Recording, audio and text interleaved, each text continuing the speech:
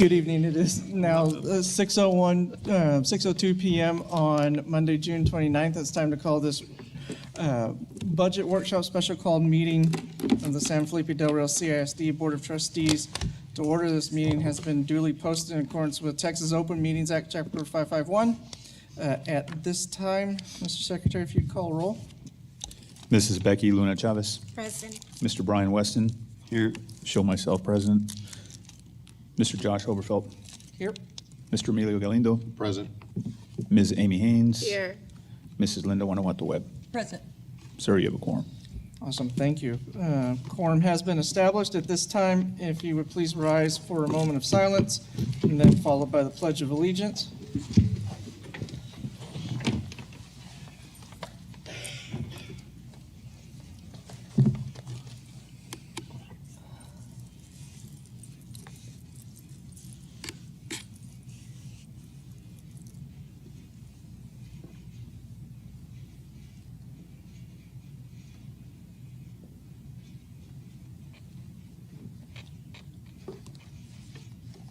Thank you. And now the pledge.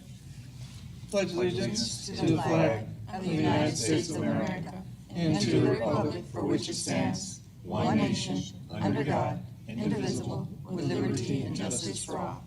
Thank you. And just a correction, I know I said budget workshops is actually just the public hearing, the required public hearing. So we'll move right into agenda item number 6, public hearings. The 26-27 budget and proposed tax rate. Miss Amy Childress.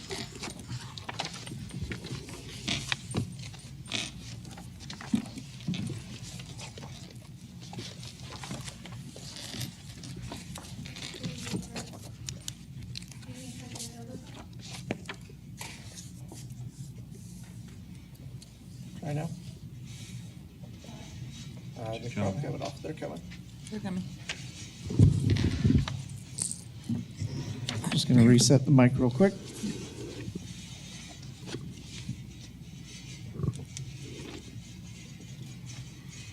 There. Thank you. Good evening, President Oberfelt, Dr. Rios, and members of the board. This evening, we will be having our 2026-2027 public hearing for our proposed budget and tax rates. This evening, the 3 areas we will be covering are budget compliance, budget projections, which include our property tax values and attendance projections, and then our executive budget, which is made up of our general fund, food service, and debt service funds. For budget compliance, we are required to post the notice of the public meeting. It is required to be published no earlier than 30 days and no later than 10 days before the meeting. This was published in the Uvalde Leader News on June 14th. On our budget projections, one of the most important components of calculating our revenue for the general fund and debt service funds is our property values. The 2026 preliminary values have been received, and our freeze-adjusted taxable values are $2,747,029,161. This is a 2.81% increase to the 2025 certified values. The 2026 certified values will be released by July 25th. At the current proposed tax rate of 74.86 cents, the projected 2026-2027 maintenance and operations tax collections are estimated to be $20,395,989. One other very important component for calculating our revenue is our attendance.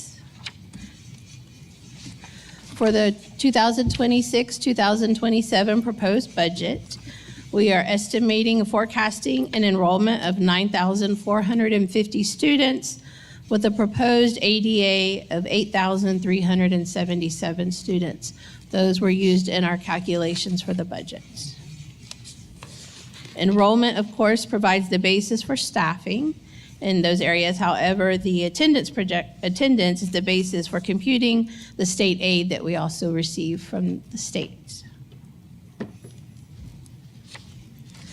So the first part of our executive budget is the general fund. It is the main operating fund of the school district. And as I mentioned previously, we are proposing a projected tax rate of $74.86 per $100 of taxable property value. This projected tax rate reflects no change from the current tax rate that was set for 2025-2026.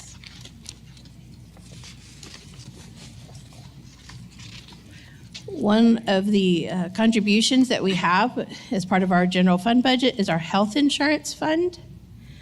Currently, the monthly district contribution will remain at $519.57 for our budget for the July 1st, 2026 through December 31st, 2026. Administration is currently working with our health insurance consultants to establish a benefit plan for the year beginning January 1st, 2027. We are working to maximize our coverage benefits while optimizing costs for both the district and the employees. We will update any information that we receive on that as we receive it. But for the current plan, proposed budget, it will remain at the $519.57. As part of the proposed budget for the general fund, I'm just going to give a summary of the interactive workbook that we have discussed that are, during our budget workshops that was part of the proposed budget. For the general pay increase, there will be no general pay increase for the 2026-27 year. The beginning teacher pay will remain at the $55,900 for the standard certified teachers. Also included in the budget was a savings in personnel of $970,875. And that stemmed from the removal of the curriculum and instruction director, also the deletion of positions that were on hold due to the middle school redesign and district reorganization. We are also reducing in the budget 20% of our critical needs assistant positions. Excuse me. We transferred the math curriculum coordinator to a LIFT grant coordinator position that is federally funded. However, we are also, we will be paying out the House Bill 2 mandated raises for teachers that are moving to 3+ years of experience. We will be netting that amount on the $2,500 or $5,000 that was initiated as part of the biannual legislative session. For health insurance, there will be no contribution increase. We also are having savings of $174,047. This stemmed from reducing our campus library book funding from $6 to $3 per student. We are reducing the number of students being drug tested from 500 to 250 each round. We are reducing our strategic planning consulting, reducing GT testing consultants, and reducing GT refresher extra duty pay. Under the operations and technology, we are including $262,135 for HVAC repairs, replacement, and fire alarms repairs and replacement. I'm sorry, for a point of clarification, Mr. Overfield, members of the board, can you go back to personnel? Every year, we fund 5 positions that are unfilled for items that may come up. And I want to, and we do that every year. And I want to clarify that now because there are some positions that we haven't yet fully fleshed out. For example, to continue our CNA program, the hospital is going to require us to send a supervisor with the students when they do their field experiences. So that would be one person that we would be adding here in the next 30 days. but that's already funded, and that's included in those 5 positions that we fund every year. And then because our scores were low, we will probably do something for a couple of campuses to provide extra personnel. But again, those 5 positions are already included in the budget. And I just wanted to clarify that now so that when we come back in July, there are no surprises. Okay. We just haven't had the opportunity to flesh those out. Mr. Aladas? Just one question, since we went back to that personnel. Can you explain that House Bill 2, the last bullet, the mandated raises for teachers? Yes, so a part of House Bill 2 gave the teacher retention allotment for teachers, where those who were 3 to 4 years of experience we had to give a $2,500 pay raise, and those who were 5+ years had to receive a $5,000 pay raise, and it's part of over the 2 years. So we did our part last year, those who were in those, but those who are now crossing over from, that were at the 4 years and are now moving to the 5, they are entitled to receive they got $2,500 last year, but now they're supposed to get $5,000, so we will be paying that difference. We have just about 13 teachers, I believe it's a little over $130,000, I believe. So we do have to net those who are, or if they were moving from 2 years and moved into the 3 to 4 years, we have to give them the $2,500. Thanks, Amy. Mm-hmm. Great. So that brings us to our 2026-2027 proposed budgets. For revenue, we are proposing total revenues of $107,720,616. And for expenditures, we're proposing a budget of $107,720,616, which will provide us with a zero balance budget for 2026-27. This is another representation of the expenditures broken down by object area, just so you can see. Under payroll, our budget is about 81.7% of our budget is for payroll costs. About 8.9% of our budget is for professional contracts and consulting. About 3.6% of our budget is for supplies. 4.0% of our budget is for miscellaneous, such as travel and miscellaneous operating expenditures. 1.5% is debt payments. It's mostly our copier leases. And then, 0.7 or 0.2% is for capital improvements. That's what makes up our budgets.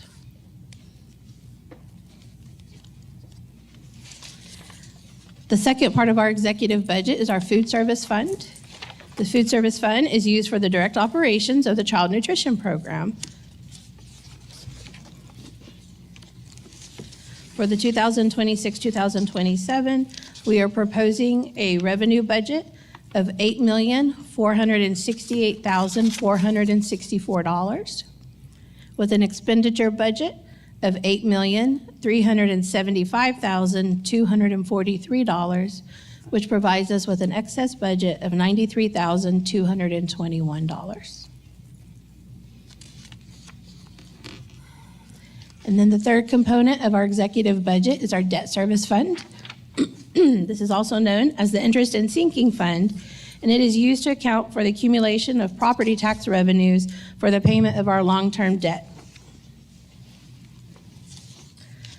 For the 2026-27 year, we are proposing an INS tax rate of the 18.77 cents. It will remain the same as the current tax rate, with proposed revenues of $5,631,765 and proposed expenditures of $5,631,765 for a zero balance budget for our INS fund.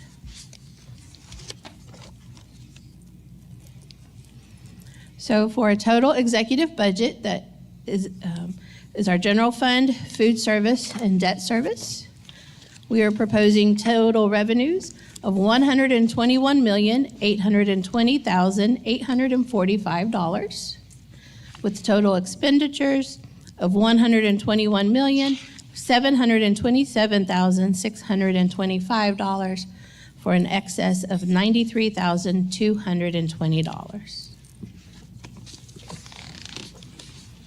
And that is all that I have.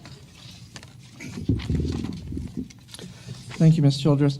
If anyone has any questions or comments, we'll go through that, and then I'll ask for public comments. So I'll start down on the right here with Ms. Webb. No comment. No? Ms. Haynes? Thank you. Mr. Galindo? Just real quick, on the attendance projections. So we are estimating to go down 100 students. How do we get that calculation? I know based off of it, and talking to Dr. Rios before, what we currently have, also looking back at birth rates and things like that, how did we come up? And I know there's declining enrollment in different areas, but what specifically got us to the 100? So I did. I took our. Every year we give every 2 years we have to give proposed enrollment, and then I also look back at. I get a daily enrollment from PEAMS, and of course at the beginning of the year we start out 97, and then at the end of the year I'm at 93, and so I kind of take that an average and hope kind of what the average will be throughout the year. So that's how we. And like I said, we went from 97, I think 65 at the beginning of the year, and I ended at 93.17. So we just kind of based on the daily operations, and that's where we fell. Okay, thank you for that. Yes, sir. No other questions? Dr. Rios? Just another comment, though. We did go over in our projection last year, correct? Yes. So last year, when we said 95.50, it really was closer to 94.50. And we ended up having lower income than expected. So the 94.50 is a more conservative number that will help ensure the budget is balanced at the end, and not that we have less money. Thank you. Mr. Almaraz? No questions. Mr. Wesson? I don't know anything. Ms. Chavez? I have no questions. Okay.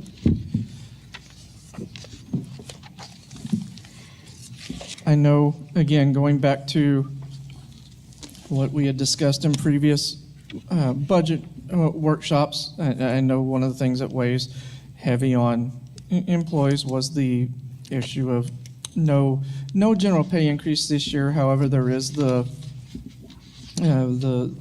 board does recognize the contributions of everyone within the district, and of course, we are doing the stipend this year as opposed to the increase. And as the board committed 2 years ago, when we could not give a pay raise but had to give a stipend, we make that same commitment again to our employees, our teachers, our staff, that provided the state of Texas and the legislature in 27 goes in and does what it's supposed to do. We will obviously in the next budget cycle hope to be able to do that and give a pay increase. So just want everyone to know that we understand it, but a lot of times it comes from stuff way up higher than us.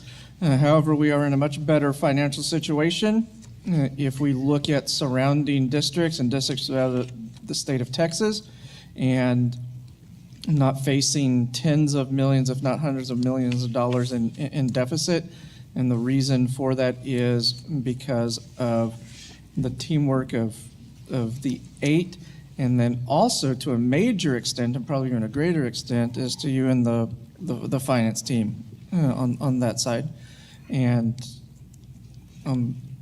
for myself and everyone else up here, thank you for everything that you do, Mr. Sanchez, and your entire team in putting this together. I know once budget season starts, it's a it's a fast and furious rodeo up to this point, and we thank y'all for going in and putting this together. We thank administration for delivering a balanced budget, and I thank the rest of the board for the conversations and the agreements and disagreements and ultimately compromises to go in and move the district forward on a balanced budget. Again, when we look at places around the state, we are in much better position. So we thank you for all of that.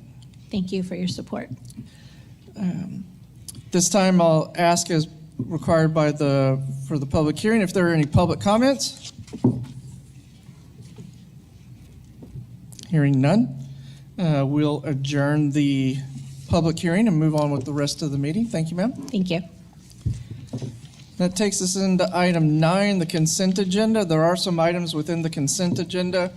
If y'all have not already looked over, there are some purchase orders in there and one contract that's in there as well. So if anybody has any questions on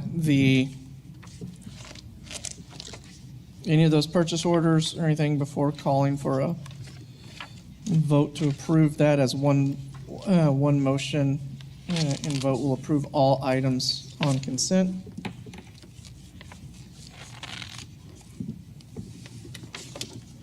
Hearing nothing, is there a motion to approve the consent agenda?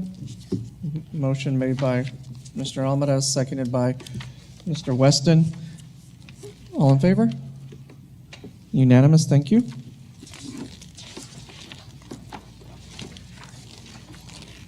That will bring us to item 10, administration. A, consideration to approve the application to TEA, or the Texas Education Agency, for the optional flexible school day program, the OFSDP, on behalf of Blended Academy. Ms. Laura Sandate. Good evening, Dr. Rios, President Overfelt, and members of the board. The optional flexible school day program allows school districts to offer flexible classes and days for attendance. This program targets students who have dropped out, are at risk of dropping out, or are behind in course subjects. In order to participate in this program, school districts must submit an annual application notifying TEA of their plans to participate in the OFSDP. At our school board meeting 2 weeks ago, we went over the parts that make up the optional flexible school day program at Blended Academy.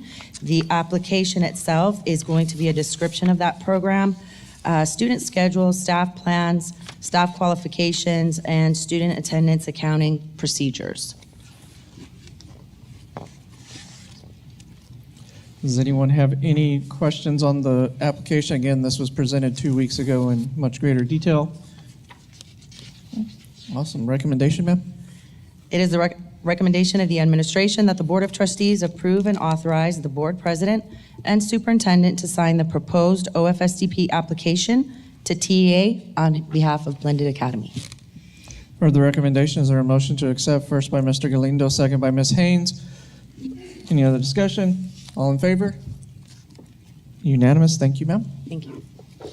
Next, we'll go on to 10B, consideration to approve the 26-27 dual credit partnership agreement and the 26-27 early college high school / pathways in technology early college high school memorandum of understanding between Southwest Texas College and San Felipe Del Rio CISD. Ms. Jennifer Sutton.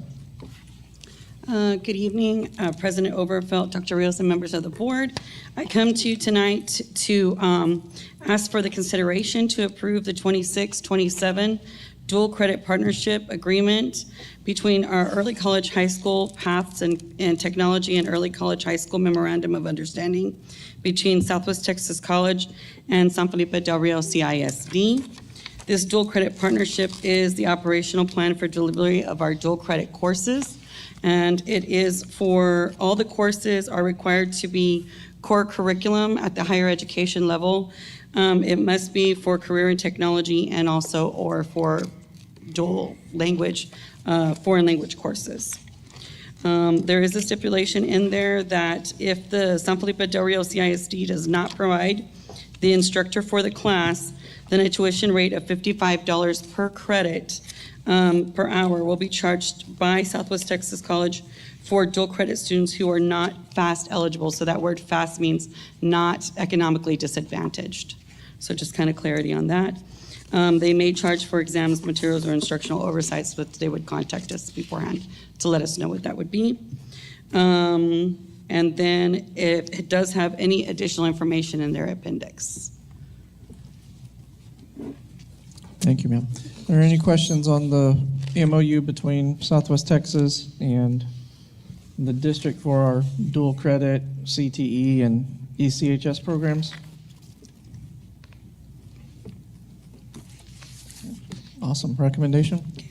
It is a recommendation of the administration that the Board of Trustees approve the superintendent of schools to sign the dual credit partnership agreement and the Early College High School Pathways and Technology Early College High School Memorandum of Understanding with the Southwest Texas College as presented. Heard the recommendation. Is there a motion to approve? Ms. Webb, seconded by Ms. Chavez. Any other discussion? All in favor? You raised your hand, right, Mr. Galindo? Okay. Unanimous. Thank you. We go to 13, Business and Finance. 13A, consideration to approve modification of the 25-26 general fund balance commitments. Mr. Gilbert Sanchez. Good evening, President Overfield, Dr. Rios, members of the board. So on May 19, 2023, the school district approved an MOU with Val Verde County for the construction of a parking lot behind Del Rio Middle School. The district agreed to purchase and supply the materials, and the county would construct the parking lot. The district did commit $1,200,000 back on fiscal year 23-24. $95,000 was expensed for engineering services, leaving a balance of $1,105,000. We did receive the list of materials from the county recently, and it totals $1,227,531.40. At this time, administration would like to request the additional funds in the amount of $122,531.40 be committed from the 25-26 fund balance in order for us to get this PO out. Dr. Rios. Just clarification, when we first calculated the amount that it would take, we were, working 3 years in the rears. We were operating on prices from back then. And then there is a change where now we're going to use cement instead of asphalt. I don't know that the cement was the cost for the increase as much as it is the 2-3 years lapse in time that we're actually now moving forward with the construction. So that's why the additional $122,000. Okay, and that request is going to feed directly into B that's going to come up next? Yes. Okay, that's great. Any questions on that amendment to the general fund balance? One question. Mr. Weston? At what point are those prices locked in? I mean, are we using those numbers that you said they provided recently? I mean, there's a significant amount of concrete. Price of concrete fluctuates with fuel prices mainly, but it's pretty high price per yard on there. Just didn't know if we say this is the amount, fuel prices go back up, concrete goes back up, are we gonna pay whatever it is the day they buy it, or are we committing to this number now, or if it goes down, are we gonna see that? We did commit to providing the funds for the materials. At the time they're used, or? At the time that they're used, sir. So if the materials would go back down, then I would anticipate that there would be a change, but these are very recent. They gave them to us as of last week. Now, the materials go up, and we hope that the project isn't delayed, Yeah. then we would also be on the hook for that, sir. I think using the concrete's better than using asphalt, but just want to know where, if it's as they use it, as they pour it, that price that day. I mean, that price does fluctuate quite a bit. That could be a significant amount.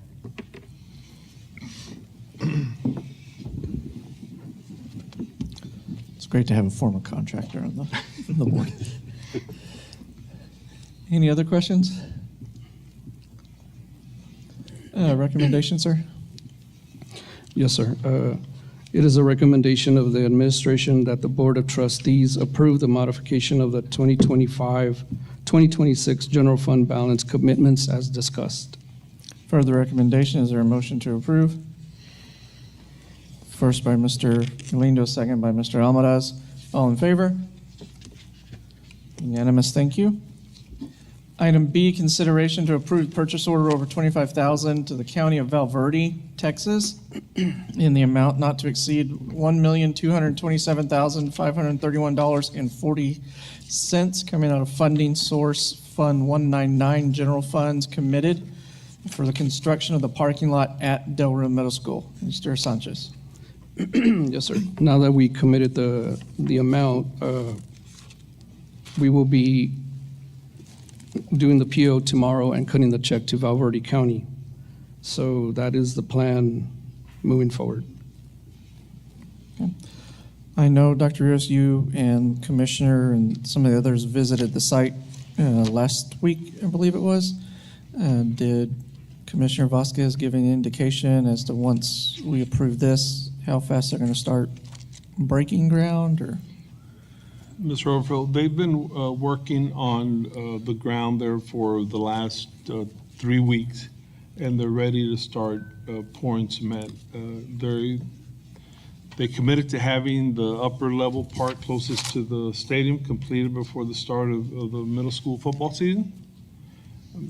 So we trust that they made progress. Mr. Chapa, they were going to start pouring this coming week.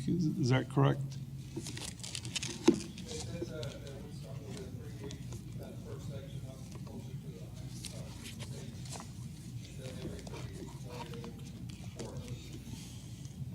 Okay, so it was 3 weeks from last week, so hopefully that will be the next week or the week after that. Okay. And then a pour every 3 weeks, give or take. Okay. Any other questions? Mr. Galindo?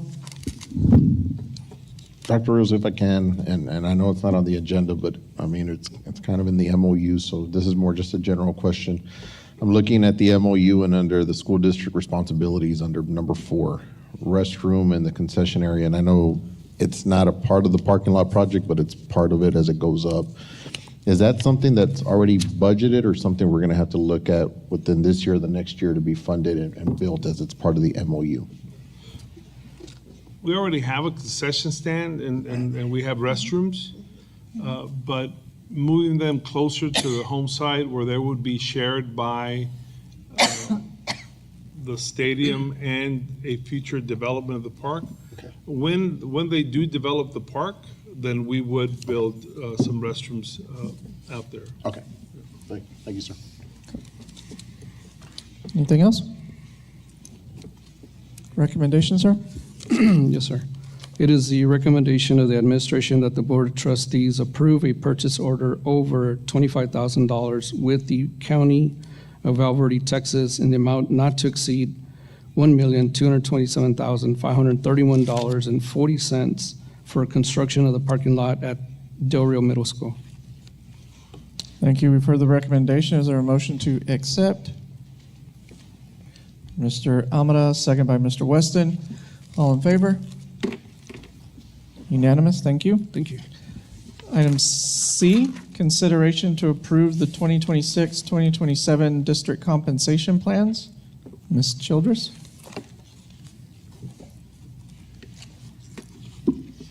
Good evening. As part of the 2026-27 budget, before you is the district compensation plans. As mentioned before, there is no dollar amount changes. The pay bands and everything stay the same. We're just updating it from 25-26 to 26-27. Thank you, ma'am. Any questions? Recommendation? Sir. It is the recommendation of the administration that the Board of Trustees approve the 2026-2027 district compensation plan as presented. For the recommendation, I so move. Is there a second? Second. Mr. Galindo. All in favor? Unanimous, thank you. Thank you. Item 13D, consideration to approve the 26-27 district official budget. Ms. Childress? Good evening, President Overfelt, Dr. Rios, and members of the board once again. So this is, will be the executive summary, the district official budget that was just presented as part of the public hearing. As this was part of the public hearing and explained earlier, any other questions? Recommendation, ma'am? Sure. It is the recommendation of the administration that the Board of Trustees approve the 2026-2027 district official budget, which includes the general fund budget, debt service budget, and food service budget. Heard the recommendation. Is there a motion to approve? Ms. Chavez, seconded by Ms. Haynes. All in favor?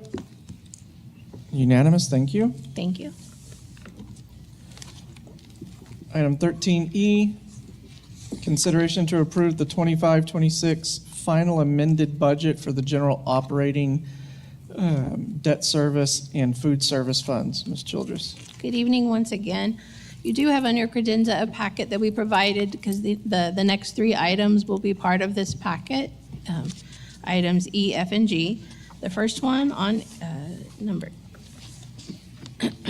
item E.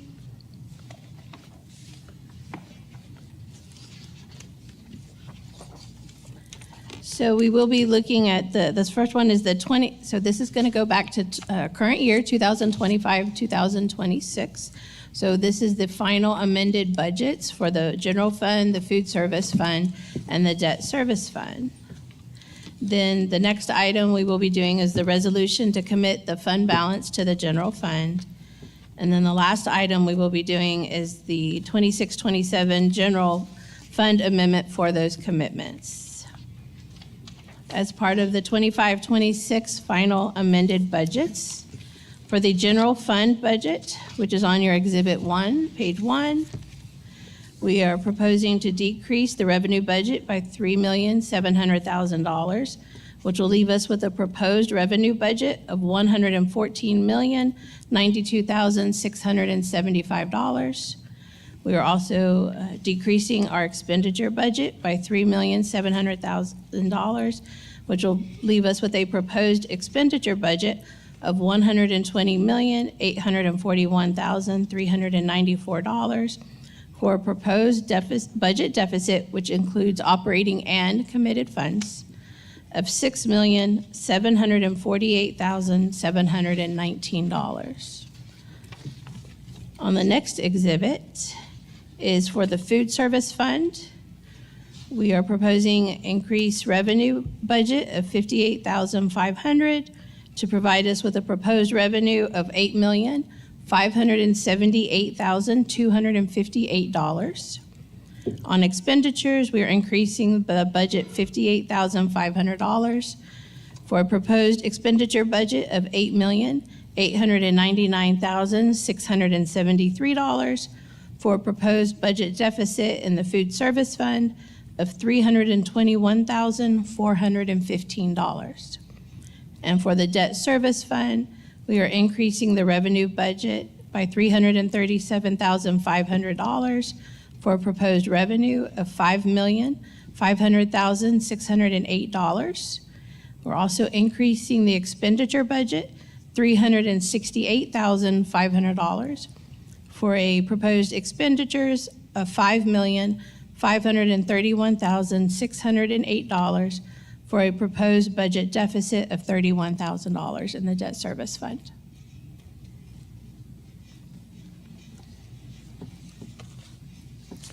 Any questions? Dr. Rios? Just for clarification, Ms. Childress, I don't want anybody to think that we spent almost $7 million that we didn't budget for.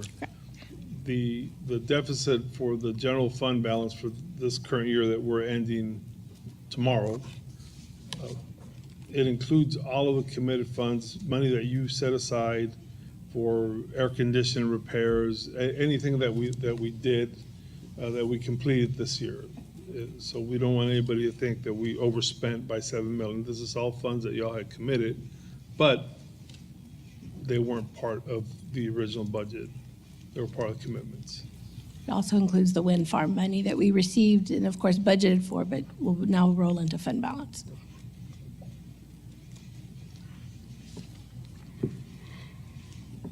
Recommendation? Yes, sir. It is the recommendation of administration that the Board of Trustees approve the 2025-2026 final amended budgets, which include the general fund, debt fund, and food service funds. Heard the recommendation. Is there a motion to accept? Ms. Haynes, seconded by Mr. Galindo. All in favor? Unanimous. Thank you. Thank you. Item F, consideration to approve a resolution to commit the fund balance of general fund. Ms. Amy Childress. Good evening. So we are going to look at our 2025-2026 estimated actual activity. I know it's very small, so give me just a minute.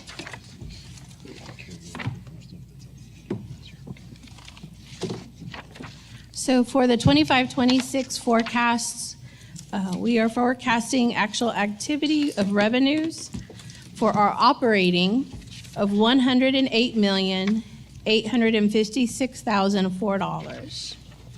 For our operating expenditures, we are forecasting expenditures of $107,588,354 for an operating excess of $1,267,650. In the next column, this is our actual activity of the commitments that we were able to operate for the 25-26 year. And activity-wise, for the committed projects, we are estimating that we will be spending $7,075,331. As part of this general fund, we also did receive $4,267,230 from state aid for the wind farm that was owed back for us for the 2018 forward filing years. So we are coming in overall on the general fund revenue that we're forecasting $113,123,234 in revenue.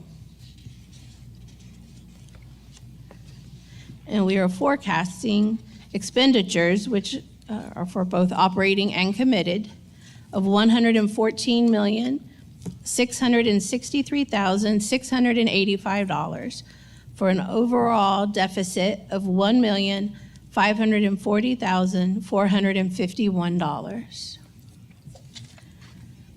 Our audited fund balance at the beginning of the year was $38,276,890.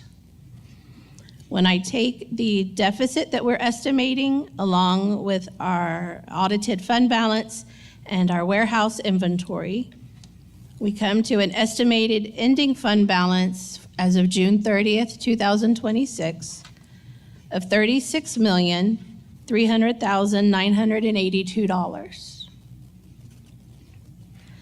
Of that fund balance, when we take our 75 days on hand expenditures that we keep, that amount is $23,042,682. That leaves us with an estimated excess fund balance of $13,258,300. And this evening, we are asking of that estimated excess fund balance to commit for 2026-27, $5,960,412 of that. And the projects that we are asking that go towards, we are asking that we recommit from our current 25-26 projects that were unable to be completed, $130,642 for the Cody Wardlaw Gym renovation, $127,171 for HVAC repairs or replacement, $469,249 for roof repairs, $41,990. The maintenance department is looking for a tractor, and they were unable to purchase one this year, so we're asking those funds to be rolled forward. New commitments for 26-27. Again, we have miscellaneous purchase orders that had to do with mostly repairs. The library books that we have, approved in May have not come in. Miscellaneous POs in the amount of $490,548. We also have the Skyward cumulative migration that will be coming up this year, $80,812. Then we also are contributing $1,500,000 towards our insurance contribution. We're asking for the return to work stipend in the amount of $1,450,000. The San Felipe Memorial Middle School weight room AC in the amount of $70,000. And the Del Rio High School softball field in the amount of $1,600,000 for a total committed funds of $5,960,412.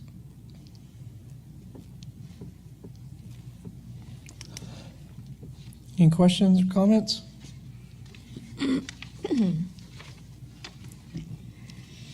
Recommendation? Yes, sir. It is the recommendation of the administration that the Board of Trustees approve the resolution committing the fund balance of the General Operation Fund. I've heard the recommendation, so move. Is there a second? Mr. Almaraz, all in favor? Motion carries unanimously. Thank you. Thank you. Item G, consideration to approve the general fund budget amendment for 26-27 commitments from fund balance. Good evening once more. This item is to now amend the 2026-2027 budget that you previously just approved, and we are amending it in order to add the committed projects to it. So as you can see, we had our budget of $107,720,616. We are now adding the committed fund projects of $5,960,412 for an updated 2026-2027 budget of $113,681,028.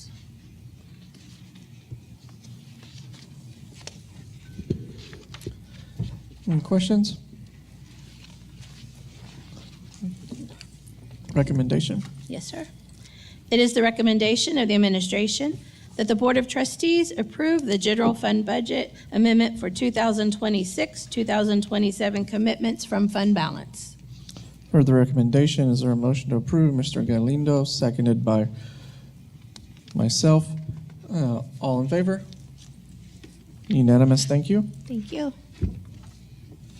That'll take us into our number 14, Human Resources. A, consideration to approve the conversion of a speech-language pathologist assistant to an educational diagnostician.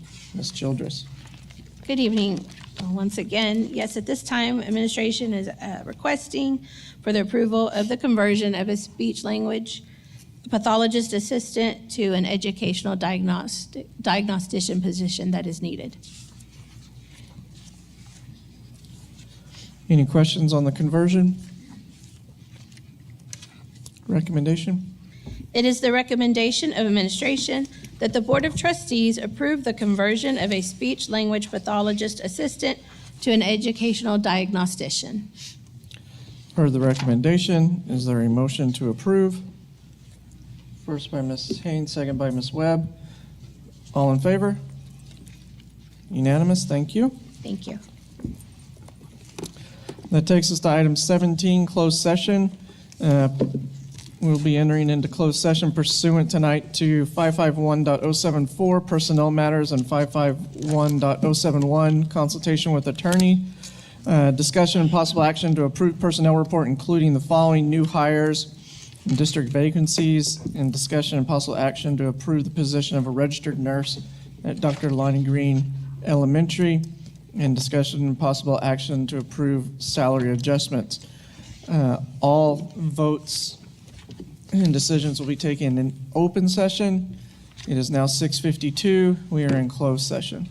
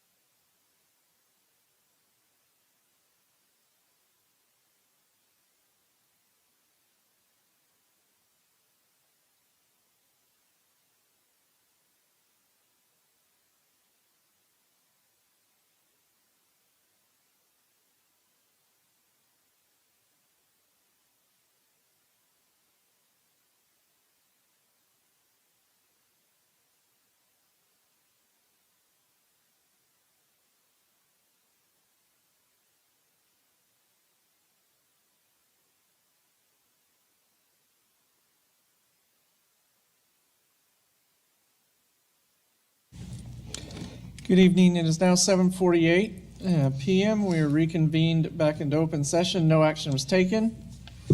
It's time we move on to A, consideration to approve the personnel report to include the following: new hires, district vacancies, retirements, and resignations. Ms. Childress? Good evening. It is the recommendation of administration that the Board of Trustees approve the retirements, resignations, and vacancies as discussed in closed session.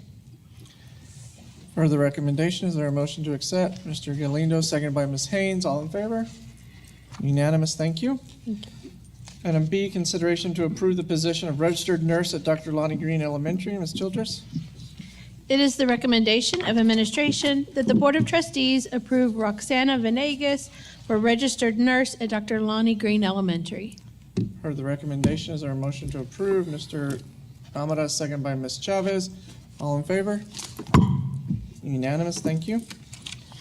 Last, item C, consideration to approve salary adjustments. Ms. Childress? It is the recommendation of administration that the Board of Trustees approve salary adjustments as discussed in closed session. Heard the recommendation, I so move. Is there a second? Second. Ms. Haynes, all in favor? Unanimous, thank you. Thank you. Takes us to item 20, adjournment. Is there a motion to adjourn? Mr. Galindo, seconded by Mr. Weston. All in favor? Unanimous, 7:50 PM. We are adjourned. Thank you.